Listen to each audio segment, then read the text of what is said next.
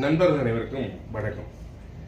இப்படி செவ்வாய் கேது சேர்க்கையை பற்றி போன வீடியோவில் பார்த்தோம். அவங்க கடவுளை முந்தானையில் முடிந்து வைக்க தெரியாதவர்கள் பார்த்தோம்.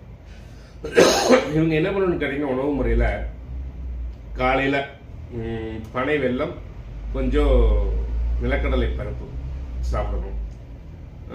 சாயங்காலம் ஒரு 4 மணிக்கு தேங்காய்பூ துருவல், தேங்காய்பூ துருவல், இது சுக்கு, மிளகு, அதோடு சேர்த்து பனங்கருப்பட்டி சேர்த்து சாப்பிடணும்.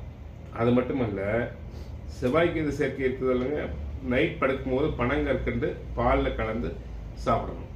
இதெல்லாம் செவ்வாய்க்கு எதிர்ப்புடைய தோஷத்தை நீக்கும். அதுபோல் முருகப்பெருமான வழிபடணும்னு சொன்னேன், போன வீடியோவில் சொல்லியிருப்பேன். முருகப்பெருமான வழிபட்டு வரணும். பழனி மாசத்துல 2 முறையாவது சென்று வழிபட்டு வரணும். போகர் சமாதியில் அமர்ந்து ஓம் குமாராய நமக அப்படிங்கிற மந்திரத்தை தொடர்ந்து சொல்லிட்டு இருக்கணும். முருகப்பெருமான் தான் உங்களை காப்பாற்றணும். ஆச்சுங்களா? இதை நீங்கள் தொடர்ந்து செய்யுங்க.